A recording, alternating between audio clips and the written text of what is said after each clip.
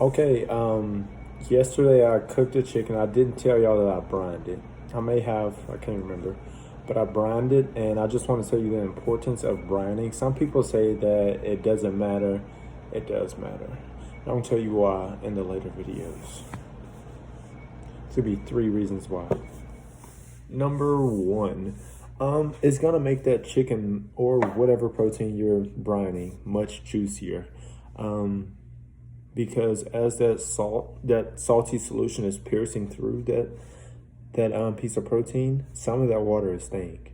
And when I got done with that chicken, as I was cutting it, as I was fabricating the whole chicken, it's like the water was just sweating out of it. Like it was just too much water for that chicken to hold.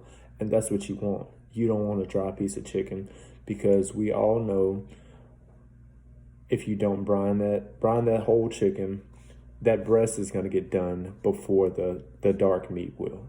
So a lot of people don't like whole chickens because of the breast drying out, because it finishes probably like 10 minutes before the dark meat does. So juicier. So even though that breast is done before, it's still going to remain juicy because you brined it. Number 2 coming up.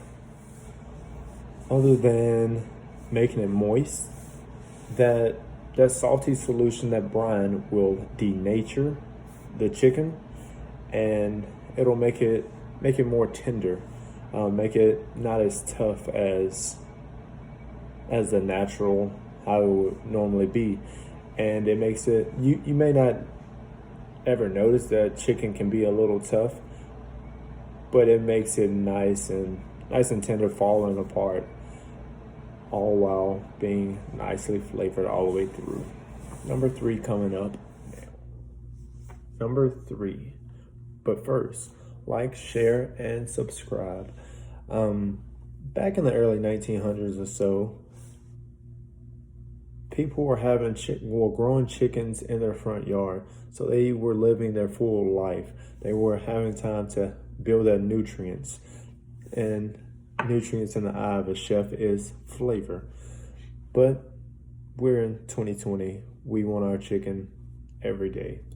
So I worked at Sanderson Farm twice, and that chicken's life was only 14 to 21 days. So it didn't have that flavor. So you need all those seasonings, but that seasoning doesn't pierce all the way through. That's why you need that brine. And brining it will give you a great foundation. And I don't know if you're trying to wow your guest, your significant other, or yourself. It is essential that you brine that chicken. Like, share, subscribe.